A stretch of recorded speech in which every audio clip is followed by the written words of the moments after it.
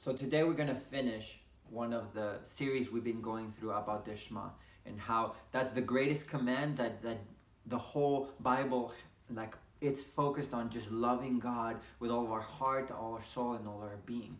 And how Jesus, when challenged about what his yoke was, he said that in order to love God, we actually have to love others.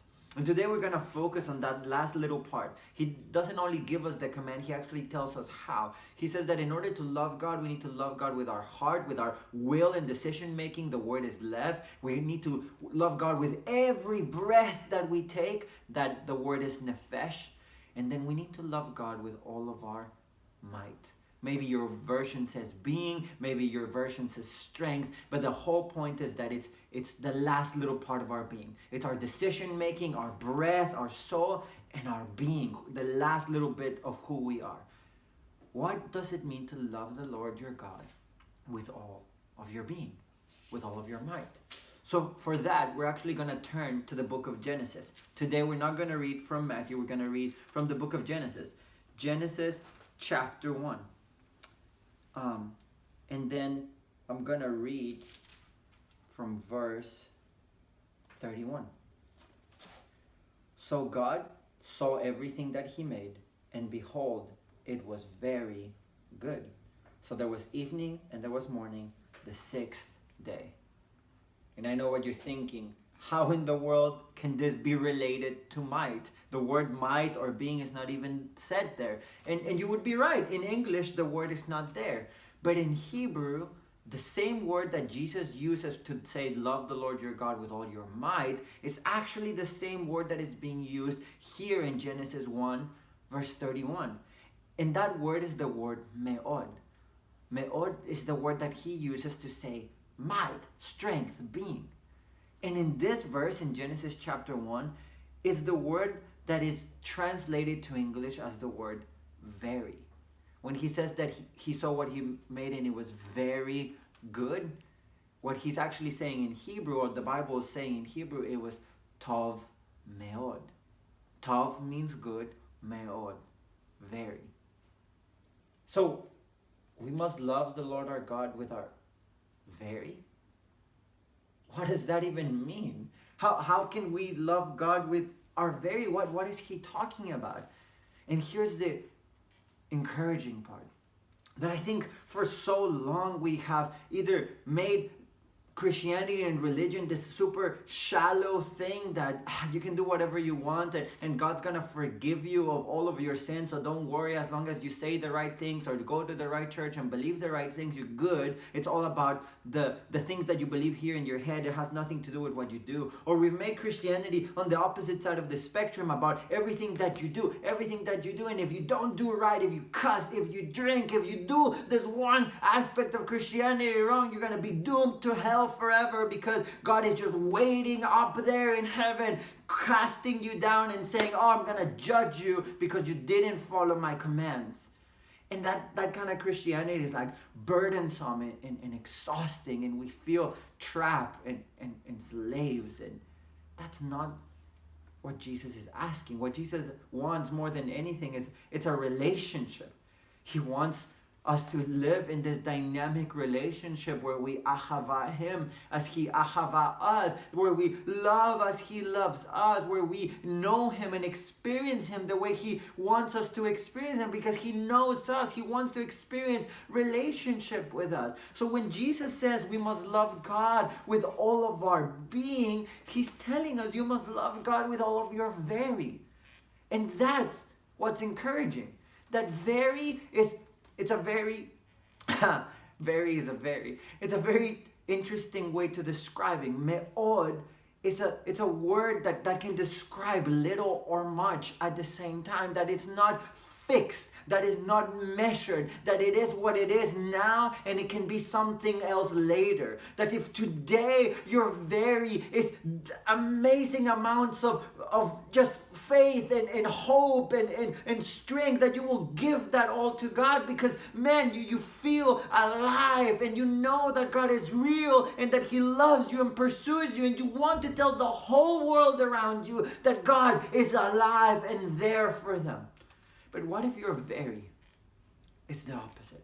What if your very is full of doubt and you don't know how God feels about you because you have shame or guilt, or because you're just broken down by the world around you, or maybe because there's a lot of doubt in you and you haven't seen God at work. And I know lately, like, there's a lot of people that are asking questions. Where is God in all of this mess? What is God doing about all of that? And maybe that's your very. And Jesus says, then give me that. The thing about very is that it's not a fixated thing that if you don't meet the standard, then sorry for you. Then you can't make it. You won't be part of the select few. But it's also not this super shallow thing that, well, I can just do whatever I want. Because if your very is there to give and say and preach and share, then that's what you need to give him. You cannot just go by with giving him little if you have much to give. But you don't have to give him much to give if all you can give at that time is little. That's the point of very, that it's not fixated, that it fluctuates, that it goes up and down, and that is true and real to who we really are at that time. It is more of a loving thing to tell God that you have fears and doubts and questions than to say the religious prayer that you've always said every morning and every day before your meal because you know it's the right thing to say. But at the same time, it is more true and real to go out and serve and give and love, because you know the kind of love that moves you with compelling passion into action. And you don't hold back for that, because if you hold back, you're actually not loving him with your very at that time. I guess in a sense what Jesus is asking us is to love God with everything we have to give at that time. To love God with the capacity we have to love him at that time. To not make up non-existent things, but to not hold back when there's so much more to give. Because everybody around you is holding back, or because everybody around you is not as strong. That doesn't give us the license to just be like, well, we'll chill and calm down. But it doesn't give us the license either to demand others and to tell others that, man, they don't have good enough faith or strong enough conviction, when sometimes their very is what they have. Sometimes our very is just one little prayer. One little prayer telling God, this morning I cannot go on one more day. I need you to show up. That's it. And that's all you have to say in your prayer, and that's all you can say, and that's all the honesty around you. I know of men and women, of brothers and sisters who've said some of the most real and raw prayers, and God has done miracles around them, because that was their very, to tell God in the eyes and to say it out loud. I don't know if I trust you right now. I don't know if I believe in you right now. I don't know if I can take it one more day, but I want to say this one last prayer. Just one more time. And God answers and cares and moves and does, because he is a loving Father who unrelentlessly comes after us and pursues us and gives us his very. His very was his Son on a cross. His very was all of himself. He didn't hold back, not one breath, not one decision, not one feeling. He gave it all and demonstrated all. His very is looking at you and me in the eyes and saying, will you give me the very back? No cap, no measure. It's your very. It's your me'od. It's what you have to give. It's your capacity.